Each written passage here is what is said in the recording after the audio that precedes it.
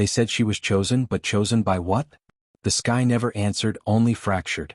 A comet burned too close to the city one night, its tail dissolving into ribbons of violet flame, and in its wake she appeared, eyes too bright, hair flowing as if the air had forgotten gravity.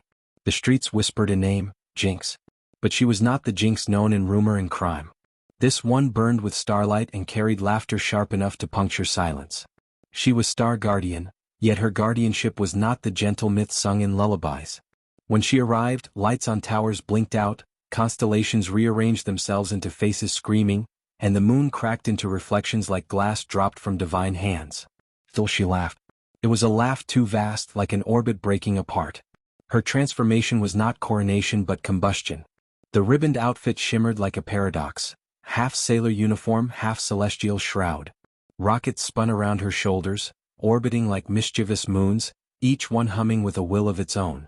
Her twin cannons, pow-pow and fishbones, were not weapons so much as companions, avatars of her fractured devotion. They sang when fired, not in mechanical bursts but in choirs of cosmic children. Some said the sound was holy. Others tore at their ears, begging it to stop. Echoes of war clung to her aura. Each time she descended upon a battlefield, skies darkened into auroras of unnatural color. Her explosions left no rubble but instead carved constellations into the ground.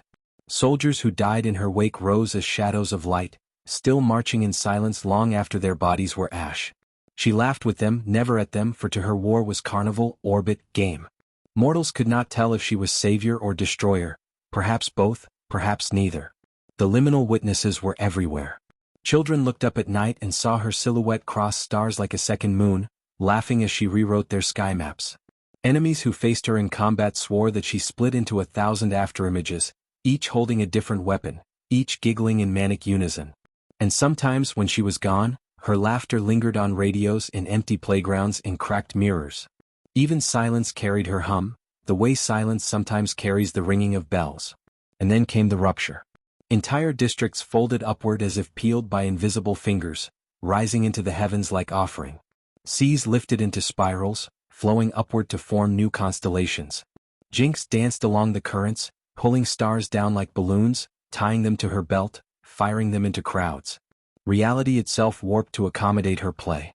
1,000 suns blinked in and out like camera flashes, illuminating her grin, painting her hair in alternating streaks of chaos light. Through it all, her revelation spread. Jinx was no guardian of life, no harbinger of death. She was entropy in costume, a child of the cosmos who giggled at the fragile order mortals built. The guardians called her ally, mortals called her savior, enemies called her curse, but none understood. She was laughter itself, and laughter does not choose sides. Laughter breaks orbits. And when the night returned to stillness, when the skies seemed calm, when the constellations tried to settle back into their ancient order, her echo remained. A half-heard giggle in the static of radios.